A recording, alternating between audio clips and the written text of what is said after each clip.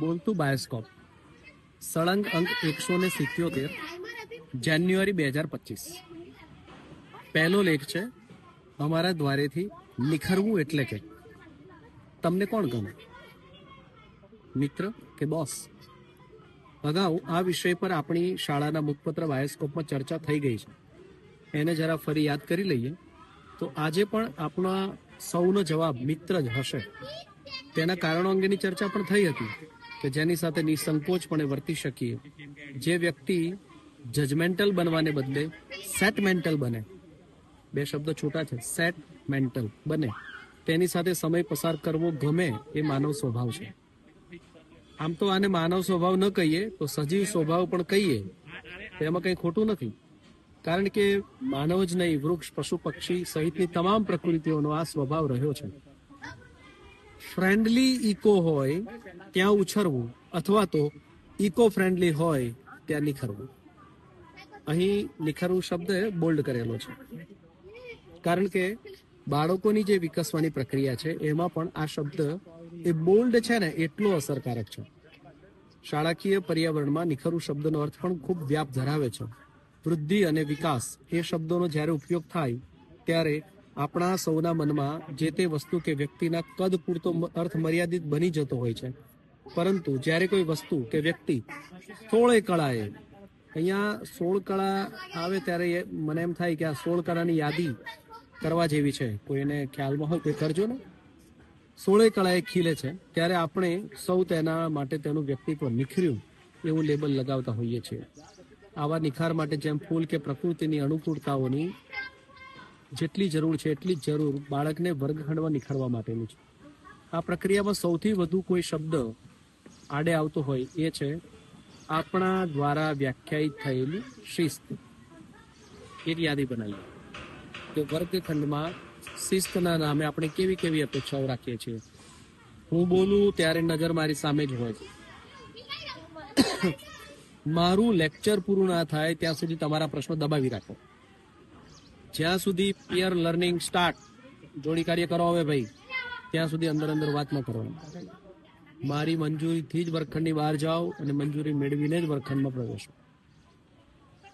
જો આ વાક્યો જે ઉપર કહ્યા એ બધાને શિસ્ત કહેવાતું હોય તો રોજિંદા જીવનમાં ઘર, પરિવાર અથવા મિત્રોમાં કે એમની સાથેના પ્રવાસમાં કેટલું શિસ્ત આપણાથી જળવાતું હશે।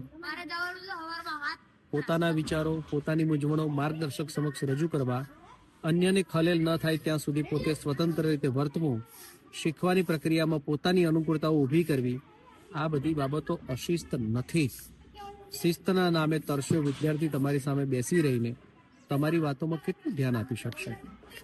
વર્ગખંડ છોડવા એને આપણી મંજૂરી માગવાની પ્રક્રિયા પણ એની સ્વતંત્રતાને તો હણે જ છે, પરંતુ સાથે સાથે આપણા સહિત આખા વર્ગખંડને ખલેલ પાડવાની, અશિસ્ત ઊભી કરવાની પ્રક્રિયા બને છે। તેવામાં બાળક આપણને સાંભળશે, વાતને સમજશે કે પછી તેમાંથી નવું શીખશે એ માત્ર આપણો ભ્રમ છે। વર્ગખંડ એ બાળકની શીખવાની પ્રક્રિયા માટેનું એક સ્થળ માત્ર છે। હા, પણ એક સ્થળ એટલું નથી, એ વાત આપણને સમજાય પણ છે। કોઈ પણ હોય એ સમાજમાંથી, પ્રવાસ, પર્યટનમાંથી, પોતાના મિત્રોના ગ્રુપમાંથી સતત શીખતો જ રહે છે, એટલે કે તેનામાં શીખવાની પ્રક્રિયા સતત ચાલતી જ રહેતી હોય છે। તે દરમિયાન વર્ગખંડમાં ઊભા કરેલા એકય નિયમો આ બધામાં લાગુ પડતા નથી। એમ છતાંય આપણા સૌનો અનુભવ છે કે બાળક એમાંથી ઘણું સારી રીતે શીખે છે। એવામાં શીખે છે એટલો શબ્દ પણ નાનો પડશે, સાચા અર્થમાં કહીએ તો એ નિખરે છે। એ જ સમય હોય છે કે કેટલાક બાળકોનો અવાજ આટલો મોટો હોય છે, અથવા તો અરે આની પાસે તો ઘણા સરસ તર્ક છે, એવું વર્ગખંડની બહારની પર્યાવરણની પ્રક્રિયાઓમાં આપણને જાણવા મળે। ત્યારે ચિંતા સહિતનું ચિંતન એ જ વાતનું થાય કે વર્ગખંડમાં આ બાળકને નિખરવામાં આપણા કયા કયા નિયમો બાધારૂપ બની રહ્યા છે। ચાઇલ્ડ ફ્રેન્ડલી ક્લાસરૂમ નિર્માણની સંકલ્પનાની શરૂઆત કદાચ આવા ચિંતનથી જ થશે એવું અમારું આનુભવિક રીતે માનવું છે। તો ચાલો વર્ગખંડની પ્રક્રિયાની શરૂઆત પહેલાની આ મુખ્ય શરતને ફરી યાદ કરી લઈએ કે બાળકો માટે આ વિષયો અને વર્ગખંડો અને આ વ્યવસ્થાઓ બની છે, બાળક આ વિષયો, વર્ગખંડો કે વ્યવસ્થાઓ માટે નથી બન્યું। બીજો લેખ છે ખુશીઓનો ખજાનો। શીખવાની પ્રક્રિયા સીધી રેખામાં ચાલતી નથી, પરંતુ ચક્રાકાર હોય છે. ભાષા શીખવી જેટલી સહજ છે તેટલી જ તેમાં ગૂંચવણો પણ છે. જો આપણે કોઈ ભાષાને બળજબરીથી શીખવાનો પ્રયાસ કરીએ તો એ આપણામાં તે કૃત્રિમ રીતે આપણે એને વાંચવાનું, લખવાનું, સાંભળવાનું, બોલવાનું એવું કરી દઈએ, પણ એ આપણામાં ઊંડે સુધી ઉતરતી નથી. એટલે આપણો સંબંધ તે ભાષા સાથે એકદમ ઉપર છલ્લો રહે છે. આ જે મેં કહ્યું એવું ગુજરાતના ઘણા વિદ્યાર્થીઓ અને મોટેરાઓ સાથે અંગ્રેજીના કિસ્સામાં થઈ રહ્યું છે. ઘણા બધા લોકો અંગ્રેજીમાં માસ્ટર ડિગ્રી ધરાવતા હોય એમ છતાંય સામાન્ય વાતચીત અંગ્રેજીમાં કરવાની આવે તો અસહજતા અનુભવે. સામાન્ય સૂચનાઓ વાંચવામાં કે ફોર્મ ભરવામાં પણ તેમને મુશ્કેલી પડે. આનું મુખ્ય કારણ તેમની ભાષા શીખવાની કૃત્રિમ પદ્ધતિ છે. અને આપણા સૌની જે નવા નદીસર પ્રાથમિક શાળા છે એનો તો ગુણધર્મ જ સહજતાનો છે. અહીં કશું જ સંપૂર્ણ આયોજિત હોતું નથી. દર વર્ષે પાઠ્યપુસ્તકના ભાગરૂપે ટ્રેજર હન્ટ રમાય તો છે જ. આ વખતે અંગ્રેજીના વર્ગો વધુ અનૌપચારિક રહ્યા. પ્રથમ યુનિટમાં વિદ્યાર્થીઓએ સંપૂર્ણ નેતૃત્વ લઈ લીધું તો શિક્ષકને થયું કે લાવો આપણે આ ટ્રેજર હન્ટની તૈયારીમાં થોડો વધારે સમય આપીએ. એટલે શિક્ષકે અત્યાર સુધીના બધા પ્રયોગોની નોંધ કરી અને ટ્રેજર હન્ટ માટેની પ્રક્રિયા નોંધી. કેટલાક પગથિયા આવા હતા કે એક તો ખજાનો છુપાવવાની મુખ્ય જગ્યા નક્કી કરવી. એ જગ્યા સુધી પહોંચવામાં માર્ગમાં કયા કયા સ્થળો લેવા જોઈએ એની યાદી કરી. શાળા કેમ્પસ બહાર આખા ગામને સાંકળી શકે તેવા સ્થળોની યાદી કરી. એટલે વિદ્યાર્થીઓને માત્ર શાળામાં જ ફરવાનું થાય એવું નહીં, બહાર પણ જવાનો મોકો મળે. એ બધા સ્થળો વિશેના અંગ્રેજીમાં કોયડા બનાવવા. રમતના સામાન્ય નિયમો નક્કી કરવા. ગામમાં અલગ અલગ જગ્યાએ ચિઠ્ઠીઓ છુપાવવા માટે જેમની જેમની મદદની જરૂર પડશે તેમની યાદી બનાવવી. આ બધી પૂર્વ તૈયારી થયા પછી એ દિવસ આવી ગયો કે જ્યારે સૌ ખજાનાની શોધમાં નીકળવાના હતા. રેડી 1 2 3 ગો એની સાથે વિદ્યાર્થીઓ જૂથમાં વહેંચાઈને કોયડા ઉકેલવા લાગ્યા. એક ચિઠ્ઠીમાં શિક્ષકે જાણી જોઈને સ્થળના બદલે વ્યક્તિની માહિતી મૂકી હતી. હવે એ મૂંઝાયા કે આવું કોઈ સ્થળ હોઈ શકે નહીં. અને આ એ મૂંઝવણમાં જે ચર્ચાઓ થતી હતી અને એમની જે વાતચીત થતી હતી એનાથી અમને સંતોષ થયો. અંગ્રેજીમાં કોયડા ઉકેલ્યા પછી તેમનાથી ગામના દુકાનદારોને પણ અંગ્રેજીમાં પૂછાઈ જતું હતું. ચિઠ્ઠીમાં કોયડો છે અંગ્રેજીમાં છે, એ વાંચે ઉકેલે અને દુકાનદારને જઈને પણ સીધા અંગ્રેજીમાં જ બોલવા માંડે. અને દુકાનદાર સામે પૂછે કે હે, ત્યારે એમને સમજાતું કે ઓહો અહીંયા તો ગુજરાતીમાં વાત કરવી પડશે. કેટલીક રમૂજી ઘટનાઓ પણ બની. જેમ કે એક ટેમ્પામાં શાકભાજી વેચવાવાળા ભાઈને રોક્યા કારણ કે એક ચિઠ્ઠીમાં વેજીટેબલ વેચનાર એવો એક અર્થ નીકળતો હતો. એટલે એમણે રોકીને પૂછ્યું કે તમારી પાસે કોઈ ચિઠ્ઠી છે? હવે પેલા શાકભાજી વાળા ભાઈ પહેલી જ વાર આવ્યા હતા એટલે એમને થયું કે આ ગામમાં શાકભાજી વેચતા પહેલા ચિઠ્ઠીની જરૂર પડતી હશે. એટલે કે ભાઈ જે સજા કરવી એ કરો, હાથ જોડીને છોકરાઓને કે પણ મારી પાસે ચિઠ્ઠી નથી.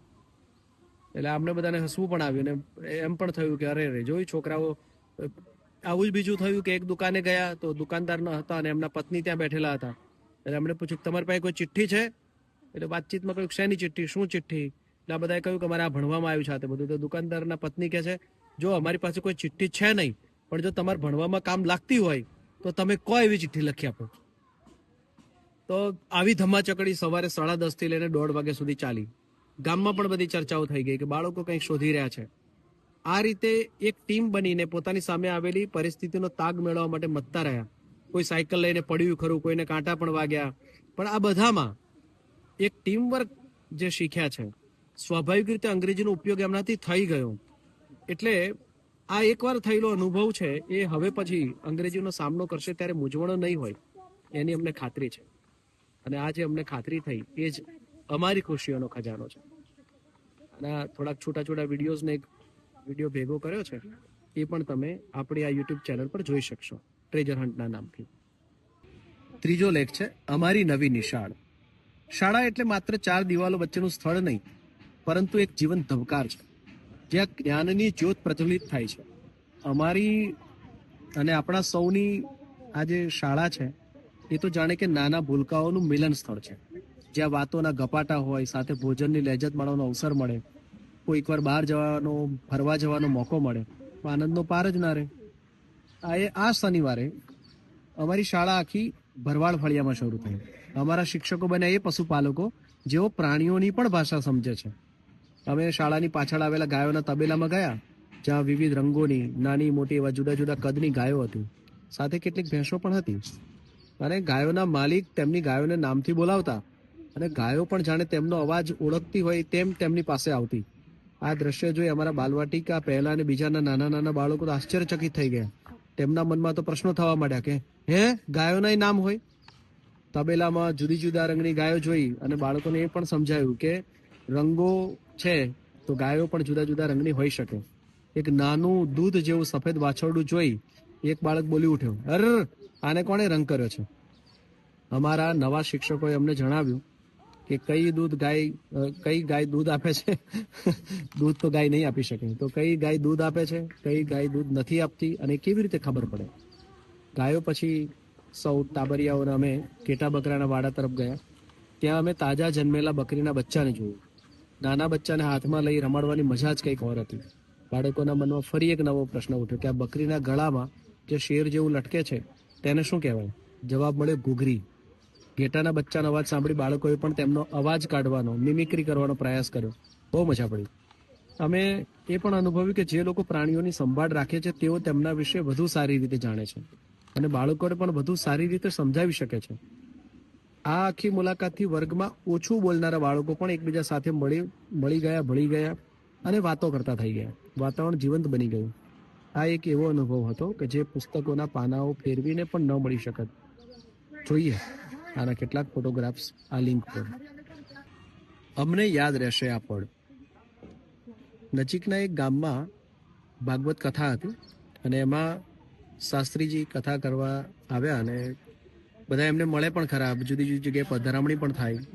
એવામાં એમને કોઈકે આપણી શાળા વિશે જણાવ્યું અને આ ડૉક્ટર કુણાલ શાસ્ત્રીજીએ શાળાના બાળકોને ભગવદ્ ગીતા વિશે કહેવા માટે, મળવા માટે આવવાનું નક્કી કર્યું અને એ આવ્યા પણ ખરા. બાળકોને શીખવામાં, ભણવામાં, આગળ વધવામાં કેવી રીતે ભગવદ્ ગીતા જોડાયેલી છે એના વિશે વાતો કરી. કેટલાક ગીત પણ સરસ ગવડાવ્યા અને એનો જે ફોટોગ્રાફ છે એ એક મૂકેલો છે. ઈંટ જાતે બનાવવાની જે મજા હોય તો એના વિશેનો એક ફોટોગ્રાફ છે. અંગ્રેજીમાં ગીરનો જે મેપ છે એ સમજતા વખતે રાજ્યનો અને દેશનો મેપ સમજવા માટેનો એક ફોટોગ્રાફ છે. સમૂહ કવાયત નિયમિત રીતે થાય છે એનો એક ફોટોગ્રાફ છે. ગામ શીખવે ગણિત અંતર્ગત ગામની અંદર જઈને જુદી જુદી જગ્યાએથી જુદા જુદા કોયડાઓ ઉકેલવા, માહિતી એકત્ર કરવી, એનું ડેટા એનાલિસિસ કરવા માટેનો એક ફોટોગ્રાફ છે. એક શિક્ષણનો મહાકુંભ થવા જઈ રહ્યો હતો અને એમાંથી આપણા પશ્ચિમ વિભાગનો જે જ્ઞાનકુંભ યોજાયો ગુજરાત વિદ્યાપીઠ ખાતે, તો એમાં કેટલાય રાજ્યોની કેટલીક સંસ્થાઓએ ભાગ લીધો. એમાં આપણી નવા નદીસર પ્રાથમિક શાળાને જે આમંત્રણ મળ્યું હતું, શાળાના પ્રમુખે ત્યાં શાળા વિશેની વિગતો બધા મુલાકાતીઓ સાથે વહેંચી, તો એનો એક ફોટોગ્રાફ છે. અને ક્લસ્ટર કક્ષાએ વાર્તા લેખન અને વાર્તા કથન બંનેમાં, એટલે પહેલા બીજા વાળું વાર્તા કથન અને 3-4 પાદના વાર્તા કથન, એ ત્રણેયમાં જે ક્લસ્ટરમાં પ્રથમ નંબરે આવ્યા તે ત્રણેય બાળકોનો ફોટોગ્રાફ છે. તો આવું હતું અમારું આ મહિનાનું સરવૈયું. શાળાના ઈ સરનામા પર જઈને આ બધી જ વસ્તુ બ્લોગ ઉપર વાંચી પણ શકો છો. મળીએ ફરીથી એક નવા બોલતા બાયોસ્કોપ સાથે.